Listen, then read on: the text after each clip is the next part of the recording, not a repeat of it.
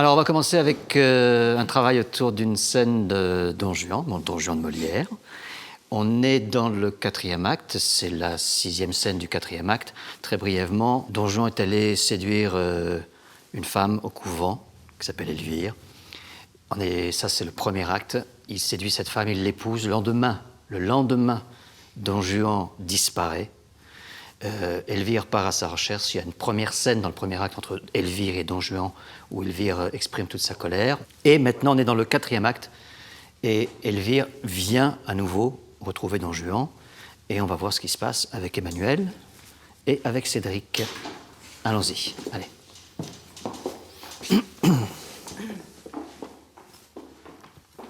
Alors, installez-vous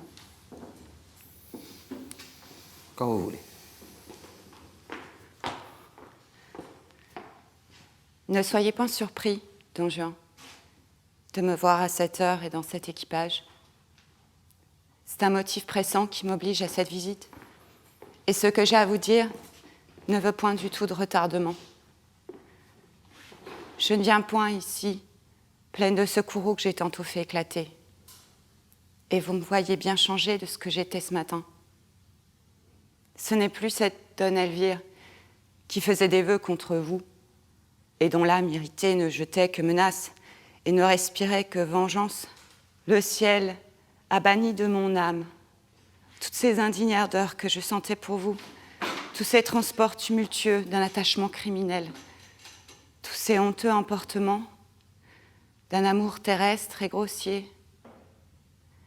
Et il n'a laissé dans mon cœur pour vous qu'une flamme épurée de tout le commerce des sens, une tendresse toute sainte, un amour détaché de tout, qui n'agit point pour soi et ne se met en peine que de votre intérêt. C'est ce parfait et pur amour qui me conduit ici pour votre bien, pour vous faire part d'un avis du ciel et tâcher de vous retirer du précipice où vous courez. Oui, Don Juan, je sais tous les dérèglements de votre vie. Et ce même ciel qui m'a touché le cœur et fait jeter les yeux sur les égarements de ma conduite m'a inspiré de vous venir trouver et de vous dire de sa part que vos offenses ont épuisé sa miséricorde, que sa colère redoutable est prête de tomber sur vous, qu'il est en vous de l'éviter par un prompt repentir et que peut-être vous n'avez pas encore un jour à vous pouvoir soustraire au plus grand de tous les malheurs. Pour moi, je ne tiens plus à vous par aucun attachement du monde. Je suis revenue, grâce au ciel, de toutes mes folles pensées. Ma retraite est résolue. Et je ne demande qu'assez de vie pour pouvoir expier la faute que j'ai faite et mériter par une austère pénitence le pardon de l'aveuglement où m'ont plongé les transports d'une passion condamnable. Mais dans cette retraite, j'aurai une douleur extrême qu'une personne que j'ai chérie tendrement devint un exemple funeste de la justice du ciel. Et ce me sera une joie incroyable si je puis vous porter à détourner de dessus votre tête l'épouvantable coup qui vous menace. De grâce, Don Juan, accordez-moi pour dernière faveur cette douce consolation. Ne me refusez point votre salut, que je vous demande avec larmes. Et si vous n'êtes point touché de votre intérêt, soyez le moins de mes prières et m'épargnez le cruel déplaisir de vous voir condamné à des supplices éternels. Je vous ai aimé avec une tendresse extrême. Rien au monde ne m'a été aussi cher que vous. J'ai oublié mon devoir pour vous. J'ai fait toute chose pour vous. Et toute la récompense que je vous en demande, c'est de corriger votre vie et de prévenir votre perte. Encore une fois, Don Juan, je vous le demande avec larmes.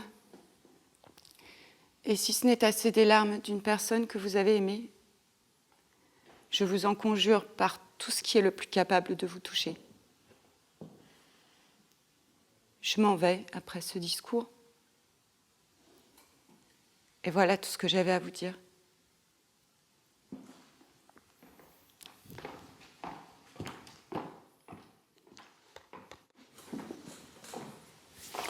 Ok. Qu'est-ce que t'en penses, Emmanuel? Comment ça va pour toi? J'ai récité une mélodie que j'avais déjà dans la tête, en fait. Et comment ça se fait?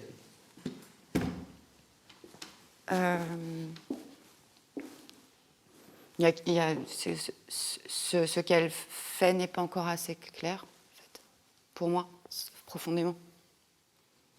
Pourquoi vous gardez ces chaises-là? Ah oui, c'est vrai que... Non, mais là, tu peux les garder. Non, mais ça va. Est-ce que je suis chez moi? Bah, assieds-toi, ça va, ça va. Ah, t'es chez toi? Des chaises chez moi. D'accord. Et donc, il y avait 2 chaises chez toi, comme ça, installées. Qu'est-ce qui n'est pas clair, Emmanuel, pour toi? Bah, je sais beaucoup de choses, mais je parviens pas à le rendre sensible pour moi, en fait. Par exemple, quoi? Par exemple, quoi? Ce que je me suis donné dans le travail, c'était qu'elle travaillait enfin, qu'elle expiait sa faute. C'est son premier acte de repentance, en fait, de faire ça. Ouais. Et comment tu vas faire ça? C'est vachement... ça te fait marrer. Comment tu vas faire ça? Bah, je sais pas, tu vas m'y aider. En quoi c'est... C'est mignon. en quoi c'est lié avec ce qui se passe ici? Je comprends pas. En quoi le fait que tu dis elle vient ici parce qu'elle veut expier sa faute? Alors déjà, il faut savoir de quoi on parle, de quelle faute, qu'est-ce qui s'est passé, qu'est-ce qu'il y a, on va préciser. Comment est-ce que le fait de venir ici va l'aider à expier sa faute? Puisque c'est ça que tu dis qu'elle cherche à faire. Ah bah attends, si elle arrive à sauver Don Juan, c'est quand même... Enfin, c'est la classe. En Et fait, pourquoi tu fais pas ça quand tu joues? Regarde comme tu le fais maintenant. Regarde juste là, à peine, un tout petit peu. Regarde cette évidence, parce que ça devient important pour toi tout à coup. Regarde comme tu viens de dire, mais attends, si elle arrive à sauver Don Juan. Regarde, pourquoi est-ce qu'on n'a pas ça quand tu joues? Qu'est-ce qui empêche? Parce qu'apparemment, c'est intelligemment, de manière intelligente, c'est clair pour toi. D'accord? Alors, comme tu le dis toi-même, pourquoi est-ce que sensiblement, il y a quelque chose qui fait que tu ne peux pas encore accéder à ça? De toute façon physique, il y a quelque chose dans le texte où je me fais rouler dessus, en fait. Je me fais rouler dessus. Je ne trouve pas le lien, en fait, avec le souffle, avec... Enfin, de façon très concrète, c'est un tunnel, tu vois. C'est quelque chose qui est... Comme ça, quoi. Et donc, ça me... Alors que c'est sublime. Ça, c'est sublime, le texte. Et, enfin, c'est ce que je disais tout à l'heure à Hervé, je trouve que c'est la chose la plus belle qui ait jamais été écrite au monde. Elle-même. Qui? Quoi? Qu'est-ce qu'il y a? Elle-même, non? Quoi, elle t'aime? S'il veut me sauver, c'est qu'il y a de l'amour. Oui, alors? Bah, je sais pas. Moi, j'ai eu l'impression que tu venais pour T'engueuler. me mettre un coup de batte de baseball, quoi. Mais alors que quand tu dis je veux expier, je pense qu'au départ, il y a forcément beaucoup d'amour pour pouvoir me sauver. Tu dis expier la faute pour venir sauver Don Juan. Tu fais un acte... Enfin, je sais pas, hein. T'as d'autres choses, Emmanuel? Tu veux dire d'autres choses? Non, voilà, non. Enfin, je pense à un truc qui n'est pas dans ce qu'il raconte, en fait. Le fait qu'il prend ça pour un coup de batte de baseball, alors c'est pas... Il y a quelque chose dans la relation, peut-être que je pourrais... Vas-y, reprenons. Vas-y. Ne soyez point surpris, Don Juan, de me voir à cette heure et dans cet équipage. C'est un motif pressant qui m'obligeait à cette visite. Est-ce que ça te semble possible? Est-ce que ce qui se passe là, déjà, Oui. ce tout premier moment, Ouais. est-ce que ça te semble possible? Pour moi, plus. Oui. Et en termes de résultats, non. C'est quoi la différence? Elvire vient de vivre une illumination, en fait. Oui. Et donc, il y a une... Enfin... Et donc, il y a quoi? Je pense qu'elle est... Oh, c'est dur. Allez. Je pense qu'elle est complète... Enfin, j'ai pas vécu ça, hein, je sais pas ce que c'est, hein, mais je suppose qu'il y a quelque chose qui arrive bouleversé. Bouleversé de sa prise de conscience, en fait. Et que l'imagerie en termes de résultats serait qu'elle arrive en larmes, comme une apparition. Comment tu vas faire ça? Oh punaise, ça, je sais pas, il faut demander au Dalai Lama à jouer, quoi. Je vois pas d'autre explication. Enfin, c'est injouable. Alors, comment on va faire? Qu'est-ce qu'on fait Qu'est-ce qui se passe maintenant? On dit, mesdames, messieurs les spectateurs, désolé, excusez-nous, on passe à la scène suivante. C'est injouable. Comment est-ce qu'on va faire?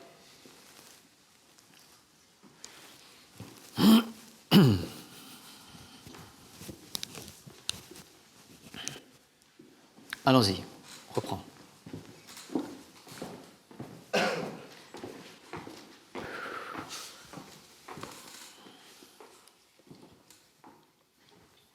Ne soyez point surpris, Don Juan, de me voir à Qu'est-ce qui t'empêche, Emmanuel? Qu'est-ce qui t'empêche? Regarde, tu viens de dire quelque chose. Tu viens de dire, elle a certainement eu une illumination, machin, etc. Physiquement, il se passe certainement quelque chose. On repart, tu arrives, tu recommences et tu reviens et on redémarre ici. Et tu arrives ici avec un corps qui est en dehors de ce que tu joues. Et en dehors de ce que tu comprends, de ce que tu entends, toi. Vas-y. Ne soyez point surpris, Don Juan. Pourquoi encore ça? Je sais pas. Pourquoi encore ça? J'essaye, Steve. Tu essaies quoi? Tu essaies quoi? De suivre comment ça va physiquement là, comme ça. Ouh, est-ce que ça a à voir avec ce que tu racontes? Est-ce que ça a à voir avec ce que tu entends de la scène? Toi-même, tu en parles. Est-ce que ce que tu fais là a à voir avec quelque chose que tu entends en toi? Il va falloir maintenant dépasser ici une idée, encore une fois. Une idée qui vient et qui t'empêche, une idée convenue, acceptée, qu'on est dans Molière et qu'on va se tenir bien parce qu'on est dans Molière. Alors tu viens et tu rentres en scène, comme on dit, bien gentiment, bien sagement, pour aller dire le texte de Molière. Et ça n'a rien à voir, ni avec ce que Molière a écrit, ni avec ce que tu entends profondément de ce que Molière a écrit. Sauf que maintenant, il faut venir ici et faire un acte d'actrice, de comédienne, c'est-à-dire un acte d'une artiste qui vient avec son point de vue sur quelque chose qui est écrit pour raconter véritablement ce qui est écrit, pas pour faire n'importe quoi avec ça. C'est cet acte-là, pour l'instant, que tu n'oses pas encore entreprendre. Et qui fait que, comme tu l'as dit tout à l'heure, parce que tu entends tout parfaitement, parce que ta sensibilité fonctionne, mais tu ne peux pas, pour l'instant, l'autoriser à aller exprimer ce qui se passe véritablement en elle, en toi. Et donc, comme tu l'as dit tout à l'heure, qu'est-ce qui va se produire si on commence comme ça? Il va se produire avec toi ce qui se produit avec la plupart des comédiennes, ou peut-être toutes les comédiennes qui viennent avec ce personnage-là, avec cette femme, avec Elvire. Ça veut dire qu'effectivement, tu es sous un rouleau compresseur. Le texte l'emporte, mais pas dans le bon sens du terme. Ça veut dire que le texte nous écrase. Et il arrive un moment donné où on essaie, on court derrière ces mots-là, on court derrière ce texte-là, et effectivement, il va se produire ce qui va se produire, à savoir que, en fait, on va être dans une mécanique qui va être liée à ce texte-là, et que plus ou moins on va s'en sortir si on a plus ou moins du brio à l'intérieur ou quoi, ok. Ça veut dire qu'on va camoufler, en fait, faire du maquillage. Ce qui, en l'occurrence, et c'est tant mieux pour toi, ça n'est pas ton cas. Ça veut dire que tu es face directement à l'endroit où le texte, où ce qu'a écrit Molière ici, impose quelque chose de formidable du point de vue du comédien, la comédienne. Et donc, comme tu ne peux pas y aller encore, tu ne t'autorises pas à y aller, tu n'arrives pas non plus à camoufler, et c'est tant mieux pour toi. Ça veut dire que ta sensibilité envoie un signal, et elle te dit, tu n'es pas au bon endroit. Et ça s'entend très directement dans la façon que tu as de dire le texte, qui n'a rien à voir avec qui tu es comme actrice. Et là, on est loin, et tu es loin de ce que tu veux faire réellement. On va reprendre encore. Cette scène-là, ce n'est pas obligatoire qu'on arrive jusqu'au bout de la scène, du point de vue du travail. Ça veut dire que, c'est-à-dire qu'il y a quelque chose qui est en train de se produire dans ce tout premier moment. Et que tant que la comédienne ne peut pas envisager ce premier moment, et je fais exprès de ne pas tout te dire pour l'instant, parce qu'il est important que ce soit toi qui ailles et qui viennes avec ton imaginaire par rapport à ça. D'accord ? Et donc, pour l'instant, il faut découvrir cet endroit-là où Elvire arrive maintenant. Et elle se retrouve à nouveau devant cet homme. Juste ça. Essayons.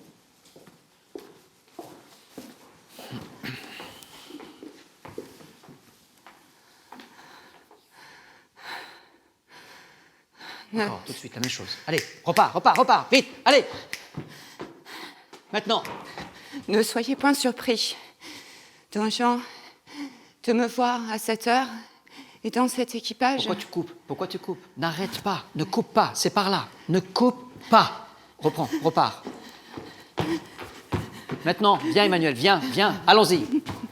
Allez, texte. Ne soyez point surpris, Don Juan, de me voir à cette heure et dans cet équipage. C'est un motif pressant, allez, vas-y. C'est un motif pressant qui m'oblige à cette visite. Et ce que j'ai à vous dire ne veut point du tout de retardement. Je ne viens point ici pleine de ce courroux que j'ai tantôt fait éclater, et vous me voyez bien changé de ce que j'étais ce matin. Ce n'est plus cette Don Elvire qui faisait des vœux contre vous, et dont l'âme irritée ne jetait que menaces et ne respirait que vengeance. Le ciel a banni de mon âme toutes ces indignes ardeurs que je sentais pour vous.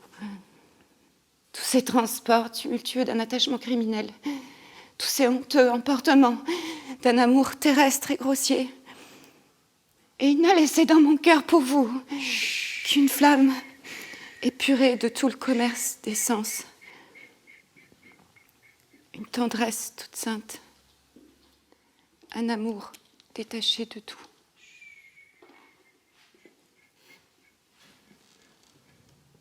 Qui n'agit point pour soi. Et ne se met en peine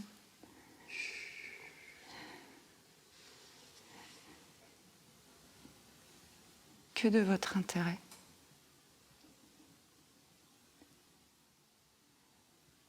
C'est ce parfait et pur amour qui me conduit ici pour votre bien, pour vous faire part d'un avis du ciel et tâchez de vous retirer du précipice où vous courez.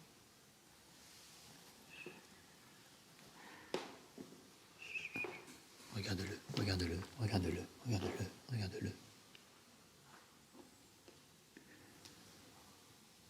Oui, Don Juan, je sais tous les dérèglements de votre vie. Et ce même ciel qui m'a touché le cœur. Très doux, Emmanuel, très doux. Et fait jeter les yeux sur les égarements de ma conduite. M'inspirer de vous venir trouver et de vous dire de sa part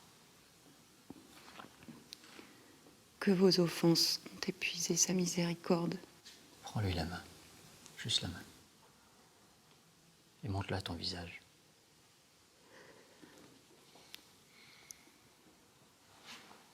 Que sa colère redoutable est prête de tomber sur vous. Fais-lui te toucher la joue. Là. Texte. Qu'il est en vous. Regarde-le. Qu'il est en vous de l'éviter par un prompt repentir. Et que peut-être vous n'avez pas encore un jour à vous pouvoir soustraire au plus grand de tous les malheurs. Et mets ta main sur sa tête. Entièrement, là-haut, là. Comme une bénédiction. Bénis-le. Lâche l'autre main. Texte. Pour moi, je ne tiens plus à vous par aucun attachement du monde.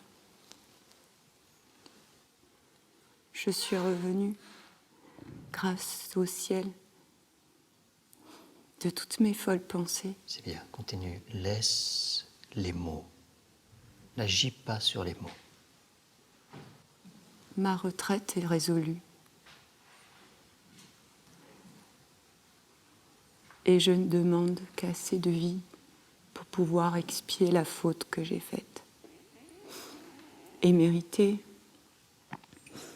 par une austère pénitence, le pardon de l'aveuglement où m'ont plongé les transports d'une passion condamnable. Mais dans cette retraite, j'aurai une douleur extrême qu'une personne que j'ai chérie tendrement devint un... J'aurai une douleur extrême qu'une personne que j'ai chérie tendrement devint un exemple funeste de la justice du ciel. Donne-toi à lui. Donne tes bras. Donne tes bras juste là. Texte. Et ce me sera une joie incroyable. Laisse-toi traverser par ça, par cette situation physique. Laisse-toi traverser. Tu as les bras ouverts. Et ce me sera une joie incroyable. Allez. De vous voir détourner de dessus votre tête, de vous porter à détourner de dessus votre tête l'épouvantable coup qui vous menace. De grâce, Don Juan, accordez-moi pour dernière faveur cette douce consolation.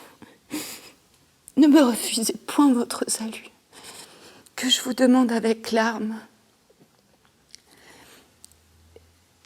Et si vous n'êtes point touché de votre intérêt, soyez-le au moins de mes prières, et m'épargnez le cruel déplaisir de vous voir condamné à des supplices éternels. Je vous ai aimé avec une tendresse extrême. Rien au monde ne m'a été aussi cher que vous.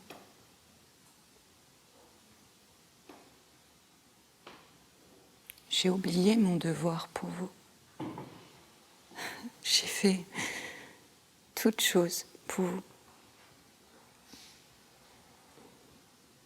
Et toute la récompense que je vous en demande, c'est de corriger votre vie et de prévenir votre perte. Encore une fois, Don Juan. Et laisse la voix sortir.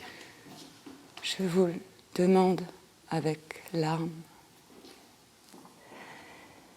Et si ce n'est assez des larmes d'une personne que vous avez aimée,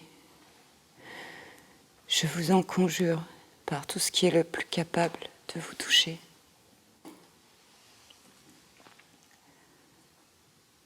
Je m'en vais après ce discours. Et voilà tout ce que j'avais à vous dire. Coupe. Comment c'est pour toi, Cédric? Est-ce qu'il y a une différence? Ouais, C'est quoi? C'est où? j'hésite. Vas-y. Je suis partagé entre la volonté de... ça me touche. Humainement, ça me touche. Quelqu'un qui vient... Donc j'ai envie et en même temps... moi, j'ai fait un choix de... Ça m'arrange qu'elle soit dans cette position pour peut-être espérer que Dieu se manifeste d'une certaine façon, qui me prouve son existence. Là, en fait, je sentais beaucoup plus d'amour, d'envie, ça me touchait, ça m'enrobait, j'avais les poils qui dressaient. Si. Non, mais bon. Non, mais oui, enfin, ça me touchait beaucoup plus, donc j'imagine que voilà. Ok. Emmanuel? Ça me parle ce que tu as dit sur le plus intime, plus. Je pense que je peux découvrir beaucoup plus. Beaucoup plus près. On va essayer de préciser encore, en fait, ce qui se passe ici. Tu fais un bon travail. Les choses ont bougé, ont beaucoup bougé. Il y a des choses, il y a des endroits où tu t'approches de ce qu'on attend, de ce qui est espéré, justement, dans ce moment-là. Et tu commences à te donner à ça. L'extraordinaire difficulté de cette scène, de ce personnage, on en a déjà parlé, on en a parlé à plusieurs reprises. On est ici avec un personnage, une femme, Elvire. On est avec une pièce, Don Juan, de Molière. L'un et l'autre sont des personnages, c'est un personnage et c'est une pièce qui sont complètement en dehors de la norme. En dehors de la norme, dans tout ce qui va être l'écriture de Molière, dans toute l'œuvre de Molière, c'est une pièce à part, c'est une pièce extraordinaire, mais complètement à part. Et on a ce personnage de Elvire qui est un personnage aussi qui, normalement, d'un point de vue d'une écriture théâtrale, dramatique, peu importe, c'est pas normal. Il y a quelque chose ici qui n'est pas normal. Tout le monde le sait. Elvire, elle a en tout et pour tout 2 scènes dans la pièce, la scène du premier acte et cette scène-ci, au 4e acte. Et tout le monde le dit, tout le monde le sait, tout le monde considère que Elvire, c'est le personnage féminin principal de la pièce. Alors, qu'est-ce qui se passe? Il faut reprendre, en fait, des choses dont on sait parler. Et on ne peut pas toucher ce qui se produit dans une pièce comme celle-ci, et de façon générale avec les pièces de Molière, sans être en contact avec les circonstances dans lesquelles Molière a écrit cette pièce. Ça veut dire quoi concrètement? Il écrit cette pièce à peu près 1 an, 2 ans, peu importe, je ne sais plus exactement, je crois que c'est à peu près 1 an après Tartuffe, après la première de Tartuffe. Tartuffe va prendre 5 années de la vie de Molière. 5 années, pendant 5 ans, Molière va être obsédé par Tartuffe. Il va réécrire et ça va lui bouffer sa vie, y compris sa santé physique.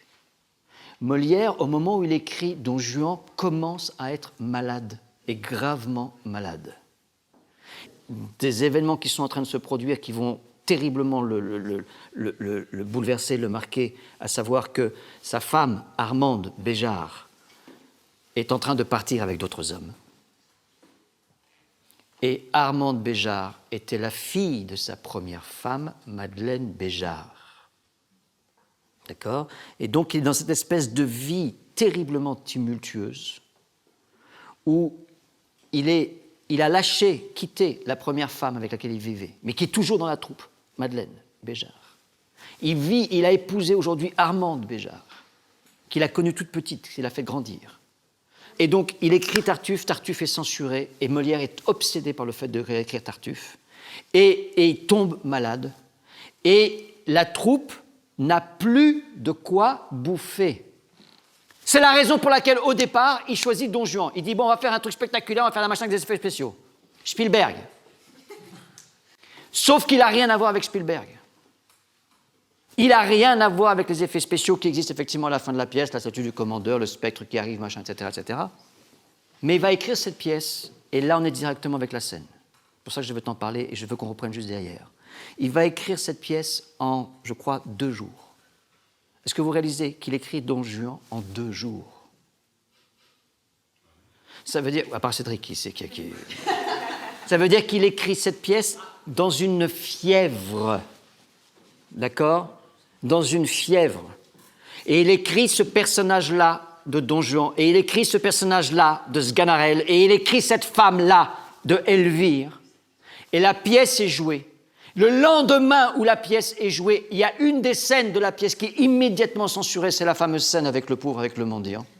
D'accord? La pièce va être jouée à peu près une dizaine de fois, et elle est censurée, et Molière ne s'en occupe plus. Il s'en occupe pas. Il met 5 ans à s'acharner sur Tartuffe. Don Juan a été joué à peu près 10 fois, 10 représentations, et Molière laisse tomber cette pièce et elle ne sera pas rejouée avant à peu près 150-200 ans ou après plus tard au français. Elle va être reprise dans une version différente, édulcorée par Corneille, etc., etc. Mais la version de Molière, celle qu'on connaît aujourd'hui en prose, il ne s'en occupe pas et elle n'est plus rejouée pendant à peu près 150 ans. Pourquoi il ne s'en occupe pas? Parce que la pièce lui a complètement échappé. Il écrit effectivement ce personnage de Don Juan. On sait que dans la pièce, le mot qui revient le plus, c'est le mot ciel. D'accord? Et que le personnage de Don Juan, c'est pas, contrairement à ce qu'on croit, c'est pas juste un homme à femme, un coureur, un machin, etc., un mec qui va draguer des femmes, etc., etc. Ça n'aurait pas beaucoup d'intérêt. Le personnage de Don Juan, c'est un homme qui vient et qui va venir défier Dieu. Et qui vient et qui dit, si tu existes, alors maintenant, moi, je veux une preuve. Et donc, Don Juan, pendant toute la pièce, comme Molière quand il l'a écrit, Don Juan court. Il court. C'est une pièce qui doit être jouée à un rythme, mais infernal. Infernal. Parce que c'est l'écriture de Molière qui est derrière, qui est une écriture, encore une fois, fiévreuse. Et donc, Don Juan va multiplier les provocations dans l'espoir qu'enfin il y ait un signe, il y ait une réponse. Et la provocation la plus extraordinaire qu'il va faire, ça va être, il va aller jusqu'à la, on va dire, la maison de Dieu, c'est-à-dire qu'il va jusque dans un couvent, et là-bas dans un couvent, il va chercher à séduire une femme, et il va y arriver. Et cette femme, c'est Elvire. Et donc, il séduit cette femme, Elvire, qui est sincère dans sa foi, et qui quitte le couvent, et donc qui quitte son choix de vie. Elle épouse Don Juan l'épouse, ils passent la nuit ensemble. Et le lendemain matin, Don Juan a disparu. Et c'est la première scène du premier acte, où on a une femme extraordinairement blessée, il y a de quoi, et qui vient dire à Don Juan, me ferez-vous la grâce, Don Juan, de vouloir bien me reconnaître, et puis je m'en espérer que vous daigniez tourner le visage de ce côté. C'est la première scène. Et elle part, on va dire, en furie, première scène. Et on arrive maintenant ici. Elle revient. On est dans le quatrième acte. Don Juan a traversé des tas d'expériences, où il a provoqué. Rien ne l'arrête. Et on arrive ici. Et cette scène ne se joue pas à deux. Cette scène dans laquelle vous êtes se joue à trois. C'est pas grave, mais c'est important qu'elle se joue à trois. Le troisième personnage, évidemment, de cette scène, c'est Sganarelle. Et pourquoi c'est important? Parce que dans le premier acte, on avait aussi la scène à trois, et que Don Juan a fait quelque chose d'épouvantable à Elvire, c'est-à-dire qu'il l'humilie de manière extraordinaire, en ne demandant pas à Sganarelle de partir, il impose à Sganarelle de rester. Et cette femme va devoir s'adresser à Sganarelle, cette femme blessée va devoir s'adresser à Sganarelle pour dire ce qu'elle a à dire à Don Juan. Et là, on a à nouveau Sganarelle, dans cette scène-là, sauf que les réactions ne sont plus du tout les mêmes. D'abord, on a une première réaction qui est celle de Don Juan, qui est que, effectivement, jusqu'à la fin de la scène, Don Juan ne parle pas. Il n'a rien à dire. Et puis, on a la réaction de Sganarelle, une phrase. Et Sganarelle pleure. Et Don Juan lui dit, tu pleures, je pense. Sganarelle répond, pardonnez-moi. Et donc, il faut forcément se poser la question, c'est quoi la différence? La différence, c'est tout ce que tu as cherché à faire. La différence, c'est qu'on a une femme qui arrive, et c'est pour ça que ce début est tellement important. Et je suis d'accord avec toi, et on va le dire, comme ça on va se débarrasser du problème, c'est pas jouable, c'est injouable. C'est injouable pour une raison très simple, c'est qu'effectivement, ici, Don Juan, il a une réponse. C'est-à-dire qu'effectivement, tout à coup, devant lui, se trouve un être, Elvire, qui est lié, on va dire, à, on n'a pas d'autre mot pour le dire, il y a une présence divine qui est là. C'est pour ça que Don Juan ne parle pas. Il est complètement ébranlé. Il est ébranlé au point où Et là aussi, vous ne le faites pas, mais il faut le faire. À la fin de la scène, c'est le seul moment où Don Juan va intervenir. Il va lui dire, et cette fois sans aucune ironie, c'est le seul moment de la pièce où on a Don Juan tel qu'en lui-même. Il dit à Elvire, et ce n'est pas pour la draguer, encore une fois, comme des tas d'interprétations l'ont fait, d'accord, parce que ça n'aurait aucun sens. Il dit à Elvire, restez. Et elle dit non. Ne cherchez pas à me retenir. Je pars maintenant. Quand Elvire est partie, Don Juan dit à Sganarelle, j'ai été touché par cette femme. Il y a quelque chose chez elle qui m'a complètement bousculé. J'ai été touché par cette femme. Alors oui, à nouveau, il va résister. À nouveau, il va refuser. Pourquoi ? Et c'est ça tout le sens, parce qu'évidemment, pourquoi est-ce qu'Elvire n'accepte pas la proposition de Don Juan ? Puisqu'elle vient pour le sauver. Elle devrait, à partir du moment où il lui dit « restez », elle devrait rester. Pourquoi est-ce qu'elle n'accepte pas la proposition de Don Juan ? Parce qu'il faut que Don Juan continue de faire le boulot tout seul. D'accord ? Ça veut dire qu'il a été attrapé, comme on peut l'être à un moment donné, par une conscience, si vous voulez, pour employer d'autres mots, par une conscience intime, profonde, liée à ce que vient de faire cette femme.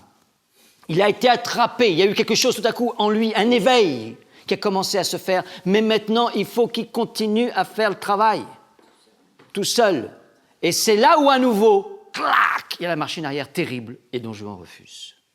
Mais tout à coup, cette femme qui arrive, et c'est ça qu'il faut que tu découvres, elle arrive, elle est complètement explosée, elle est éclatée. L'inspiration dont tu parles, l'inspiration divine dont tu parles, c'est pas un truc qui est abstrait, c'est pas quelque chose qui est plus ou moins machin, c'est exactement l'inverse et c'est dans le texte. C'est pour ça qu'elle dit, ne soyez point surpris, déjà surpris. Ça veut dire que quand Don Juan la voit, il y a un truc qui se produit. Mais c'est quoi ? Qu'est-ce que je vois là devant moi ? C'est pas uniquement parce qu'Elvire est là. Si Elvire était là comme il a l'habitude de la voir, elle n'aurait pas besoin de dire ne soyez point surpris. C'est pas juste une formule de politesse. C'est parce qu'il voit devant lui une image physique qui est incroyable et que la comédienne et la mise en scène doivent oser. Ne soyez point surpris, Don Juan, de me voir à cette heure et dans cet équipage. Ça veut dire quoi ? Ça veut dire qu'elle est complètement échevelée, qu'elle est complètement physique. Elle a couru, elle a chevauché, elle a foncé. Il y a quelque chose qui l'a attrapée elle-même physiquement. Et elle arrive avec ce mouvement-là. Elle est hors d'elle-même. Cette scène ne peut pas être jouée tant qu'on reste à un niveau de réalisme et de rationalité. C'est pas possible. Et c'est pour ça qu'elle est énorme. Il faut maintenant oser aller voir jusqu'où je peux m'abandonner, me donner physiquement à ce qui se produit. Et dans le même temps, et c'est l'autre difficulté extraordinaire, tout ce qui se produit là, il ne faut pas que ça commence à se barrer. Tu vois, et que ça se mette à planer. Ça veut dire tout ce qui se produit là est quelque chose qui est extraordinairement concret, qui te manquait dans le premier moment et que tu as senti toi-même, c'est qu'il faut que ça s'adresse à lui. Elle est en train de chercher à obtenir quelque chose pour lui, c'est vrai, et pour elle-même, parce que sinon on n'aura pas un personnage au sens théâtral du terme, parce que la vie se trouve là-bas. Ça veut dire qu'il faut toujours que cette femme-là, cet homme-là, ce personnage-là poursuive quelque chose de personnel. Et ici, elle a une réparation à faire. Elle a brisé, dans le premier acte, le lien qu'elle avait avec Dieu en sortant du couvent, en allant épouser cet homme. Et donc maintenant, il faut qu'elle répare. Et le seul moyen qu'il y a de réparer, c'est que lui, maintenant, soit récupéré et qu'il y ait un retour de la part de Don Juan. Donc elle poursuit aussi quelque chose ici d'extraordinairement personnel. Mais pas à un niveau mental. C'est cet endroit-là où on peut se laisser prendre. Mais parce que on n'est plus dans les limites de soi-même. Et ça, c'est tout le début de la scène. C'est pour ça qu'elle est tellement importante. Vas-y, essaye. Ah, c'est fastoche. Juste ça. Allez, vas-y, allez, Emmanuel, vas-y, plus, rentre, sors, pars. Ne soyez point surpris, Don Juan, de me voir à cette heure et dans cet équipage. C'est beaucoup mieux. Encore. Ne l'arrête pas. C'est ça? Oui, allez. Allez, viens. Je peux mettre pieds nus sans parce que je glisse.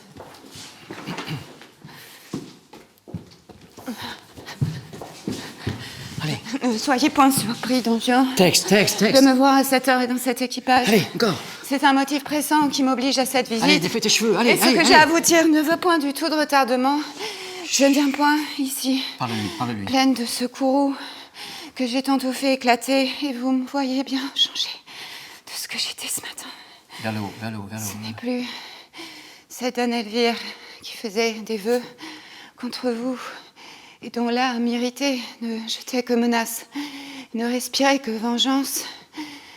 Le ciel a banni de mon âme tous ces indignes ardeurs que je sentais pour vous. Tous ces transports tumultueux d'un attachement criminel, tous ces honteux emportements d'un amour terrestre et grossier.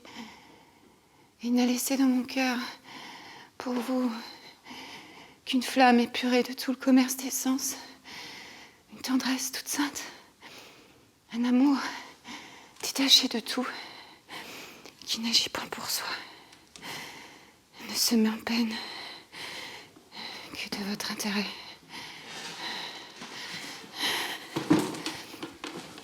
C'est ce parfait et pur amour qui me conduit ici pour votre bien, pour vous faire part d'un avis du ciel et tâcher de vous retirer du précipice où vous courez.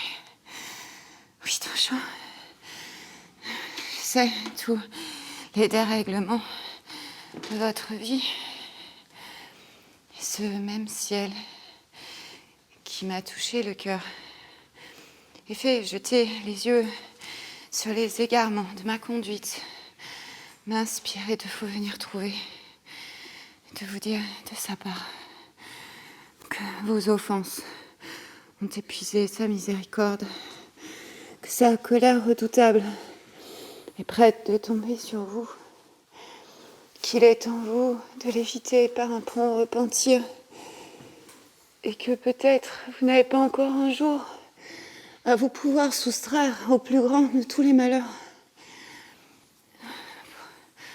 Pour moi, je ne tiens plus à vous, par aucun attachement du monde.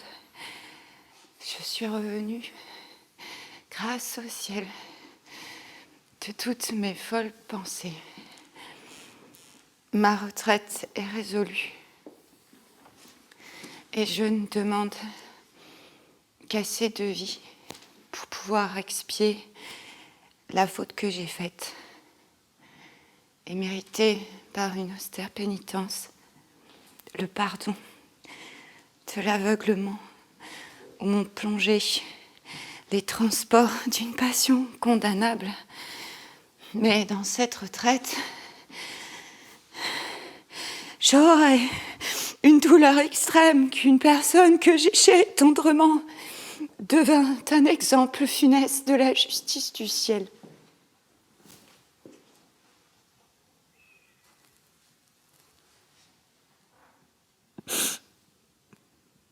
Et ce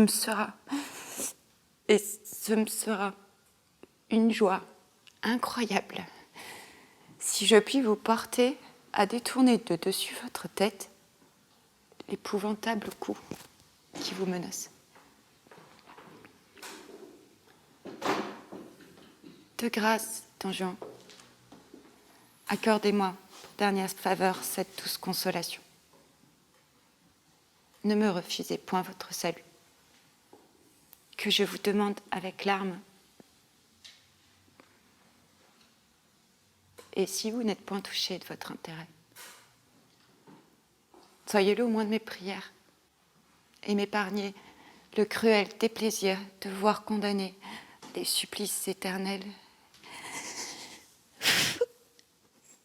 Je vous ai aimé. Je vous ai aimé. Je vous ai aimé avec... Viens ici, viens ici. Viens là. Ne le regarde pas, Viens ici, ne le regarde pas. Viens là, ne le regarde pas. Ah, pardon. Là. Je vous ai aimé. Moins, encore moins. Il n'y a pas. Encore plus privé. Je vous ai aimé. Encore plus privé. Je vous ai aimé. Avec une tendresse extrême. Rien au monde ne m'a été aussi cher que vous. J'ai oublié mon devoir pour vous. J'ai fait toute chose pour vous. Et toute la récompense que je vous en demande, c'est de corriger votre vie et de prévenir votre perte. Sauvez-vous. Ou pour l'amour de vous, ou pour l'amour de moi. Encore une fois, Don Juan, je vous le demande avec larmes.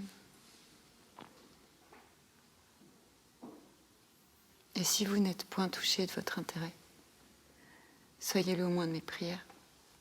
Madame, restez.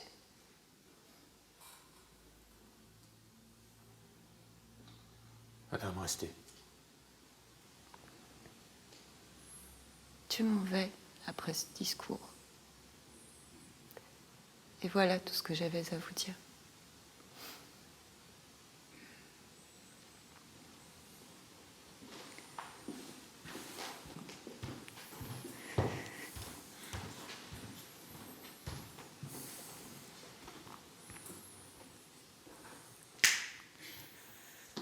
Coupe. Bien. Ok, c'est bien, c'est pas mal, c'est bien Emmanuel. Ça va Cédric? Ouais. Très bien. Un beau travail. Il y a des choses qui ont bougé. Ça va pour toi? C'est bien, c'est bien.